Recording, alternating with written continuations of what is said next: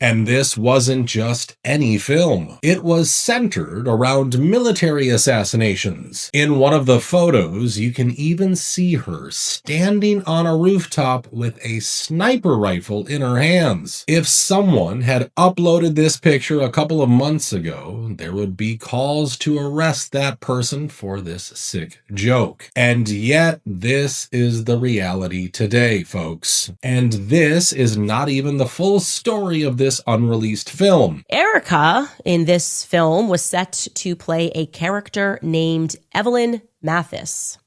We know this because we found the remnant of a Kickstarter that was still available to the public. Now, I wish I had given to this when it was first put up back in 2012, 2013, because I would then be able to open all of these posters and learn more about that particular character. But I can tell you definitively that this was a movie about corporate espionage, assassins, and technology, nanotech, all used to help the government and corporate financial institutions maintain power.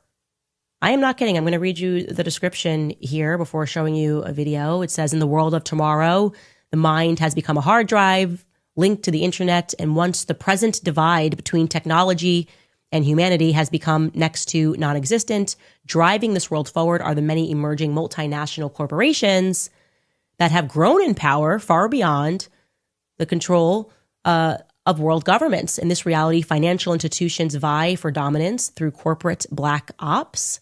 These clandestine endeavors are carried out by figures known as proxies, cloak and dagger assets that are hired in secret to remove rivals from power or to protect corporate capital from harm.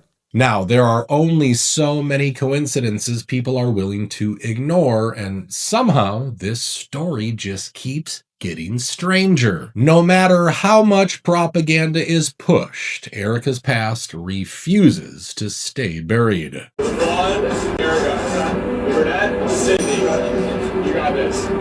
Jordan's probably a virgin, so I'm setting Jordan up with my friend Erika. She's beautiful, and she happens to be religious. Yeah, perfect. Cool. Jordan, if you don't take this to the next level, God help you. But here's where it gets even more unsettling. The Erica we see in those clips is nothing like the woman we see today. In fact, Erica herself has suggested that her former self wouldn't have even been capable of attracting someone like Charlie. What is one thing young women can do better to make themselves more appealing to men who say that the current dating pool of young women is lackluster? People pick up on the way you speak. I'm not talking about if you sound smart or whatever. I'm saying they will pick up if you curse. They will pick up if you're speaking life over someone. Men hate when women are gossiping. Literally, the fire behind your lips is so powerful. And if you can find a way to harness your tongue in a way that's biblical, and you dress appropriately, you don't have everything hanging out, you will attract a different type of guy. Be the type of woman, the godly woman that God needs you to be to attract the man that he made for you. This could also explain the strange marks that are spotted on her hands. Marks that some believe may have been tattoos, possibly removed shortly before she met Charlie.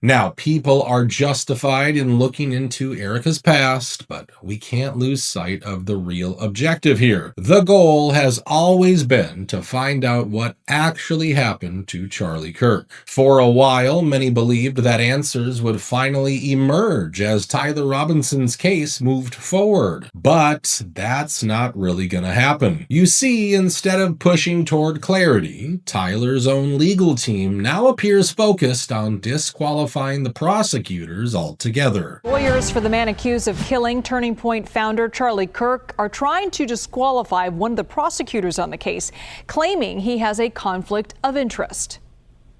We firmly believe that the law supports the conclusion that that particular prosecutor should have been screened off. So I just think this is ambush and another stalling tactic to delay these proceedings.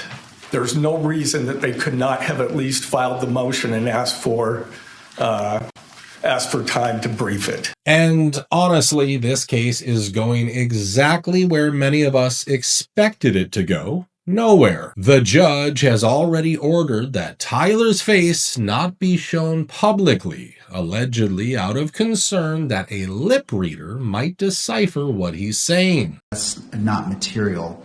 I do find that, and I'm not a lip reader, so I don't know what the standard is for lip reading, but I do note that 9 seconds in that first clip, one could see his lips moving, and it is a significant time as it relates to this particular issue. It wasn't a passing shot. It was focused on these two persons, and so I find that the decorum order, as it relates to paragraph 48, as it relates to no visual recording is permitted of a person's lips so as to be decipherable by a lip reader, I find that has been violated. I almost expected him to ban cameras from the hearing, but he denied that motion. Given the motions that have been filed publicly online, and I have to leave it to counsel in deciding how you present the evidence, how you state the names, I'm willing to abide by the format used in those public motions, but this court denies the request to close the evidentiary hearing. And again, we'll take witness by witness a motion if that particular witness needs closure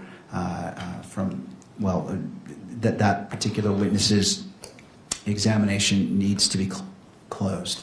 At this point, it's hard not to describe the prosecution as a complete circus. We've been asking for months why UVU allegedly paved over a crime scene just days after Charlie's assassination. But apparently, prosecutors didn't even know this happened. And if I recall correctly, it was either the second or third day after the assassination. And a lot of people, this made a lot of news. And I've talked about it on several talk shows and podcasts that would have been absolutely criminal for anyone to have done that. And the thing that really made me shocked was this attorney who works for the prosecution office did not even know that had happened. And he goes, "Oh, I doubt that very seriously." And so I had to tell him, you need to look at the Salt Lake Tribune because I doubt it's that right very in there. seriously. This is publicly available information that people are on the internet complaining about, raising alarms about, screaming and yelling about. They're covering the crime scene. That should tell you how seriously this case is being handled. I mean, here's our own FBI director talking about a screwdriver with Tyler's DNA. And what we learned was there was evidence, DNA evidence that could be collected and had been collected, including a screwdriver that was found on the rooftop. Also, we went over to the scene in the wooded area where the firearm was discarded, and the firearm had a towel wrapped around it. It's important. I'll get back to that later. I even walked into the wooded area in the ravine, so I knew from my investigative experience what I could bring to the table and what decisions I needed to make. And having the support of President Trump and the full support of the White House was what we needed for these resources to happen. And I can report today that the DNA hits from the towel that was wrapped around the firearm and the DNA on the screwdriver are positively processed for the suspect in custody. This screwdriver is important because even experts need it to assemble and disassemble the rifle within such a tight time frame.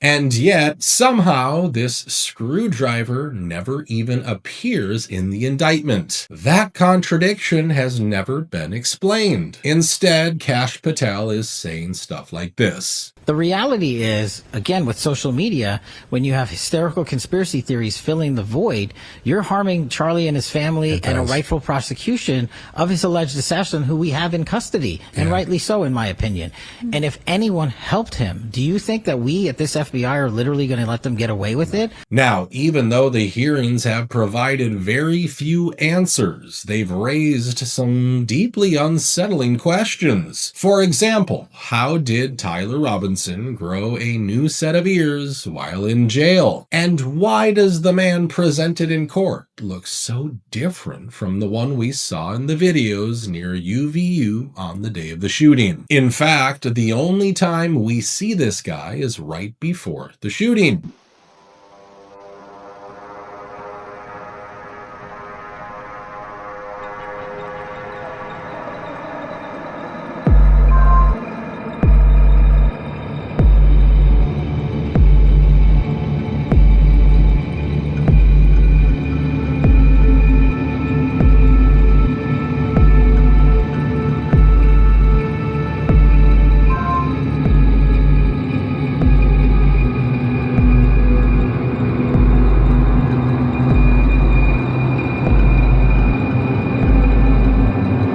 Even though he can't walk straight, he's somehow managed to cover a significant distance and climb a long staircase in mere minutes. There's no way you're betting you're not, there's just no way. There's no way you're not bending your leg coming up these stairs. There's no way he had that rifle. There's no way he had that rifle hidden down his pant leg. Physically impossible, okay? There's just no way I could have a 30-06 up my pant leg going up these stairs. And after going to great lengths to conceal the rifle, we're supposed to believe he suddenly abandoned it in the bushes next to a busy road?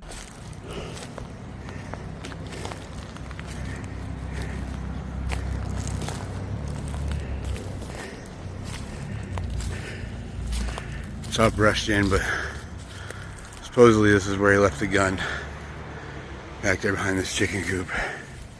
This isn't just about the identity of the shooter anymore. Even the evidence itself looks questionable. The strong case against Tyler seems to rest on private texts he sent to a roommate and the confessions he made to his online friends. Tyler Robinson, the 22-year-old suspect charged in Charlie Kirk's murder, confessed, and I want to read this according to the Washington Post, writing on Discord, that social media chat group that the FBI says he used, quote, "Hey guys, I have bad news for you all.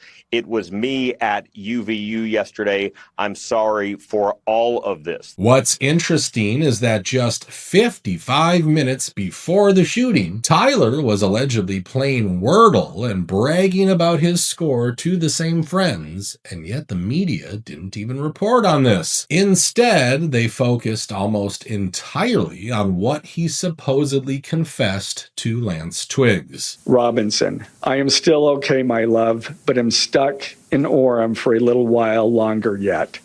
Shouldn't be long until I can come home, but I gotta grab my rifle still. To be honest, I had hoped to keep this secret till I died of old age. I am sorry to involve you. Roommate, you weren't the one who did it, right? Robinson, I'm sorry. Roommate, I thought they caught the person. Robinson, no, they grabbed some crazy old dude, then interrogated someone in similar clothing.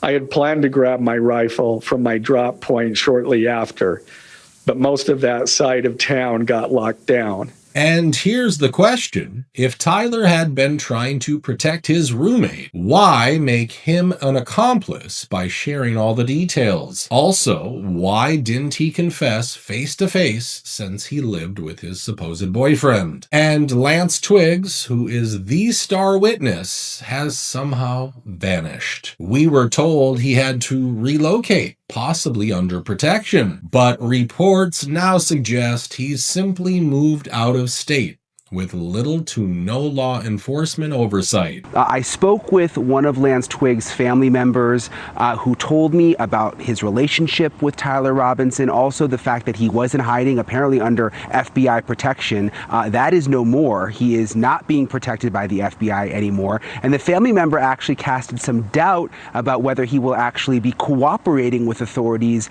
moving forward. So the question remains, if this case is as airtight as we're told, why does it feel like it's being held together with duct tape? Harvard just revealed that this cocoa powder makes you harder to kill and harder to kill. 27% less likely to die and 80% improvement in morning wood. The study was done on 21,000 people. Not on lab rats getting tiny, real humans not dying and doing the deed better. But don't take it from me. Let me show you a clip from Harvard scientist Dr. William Lee that actually backs this up. Cacao has been shown to actually double the number of stem cells flowing in your bloodstream just by having 2 cups of hot chocolate made with 80% high flavanol.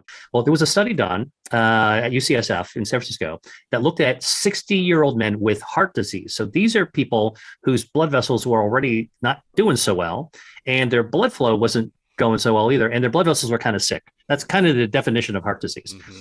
By having the stem cells coming out, they were able to actually double the resiliency, the function of their blood vessels. So they got better rebound, they're better agility. Their blood vessels are in better shape because their stem cells are regenerating their circulation. This isn't your kid's hot chocolate. Regular chocolate has 50 milligrams of dead flavanols. This Black Forest high flavanol cocoa powder has 1,200 milligrams of pharmaceutical extracted flavanols. It's the difference between drinking non-alcoholic beer and whiskey, not in the same league. The first and only of its kind, Black Forest high flavanol cocoa powder, made right here in the USA. What makes it so unique is that they take the finest cocoa and they extract the flavonoids into it and concentrate it into this. The exact same stuff that they used in those Harvard studies. Them damn hippies, they're paying $80 for a ceremonial cacao that has just 40 milligrams of flavonoids in it. Regular chocolate is processed to death About 99% of the flavanols are destroyed. My golfing buddy, who's a cardiologist, saw the study and his response, "Why ain't I telling everybody about this?" Good question, Steve. Getting older and want to die hard instead of dying soft?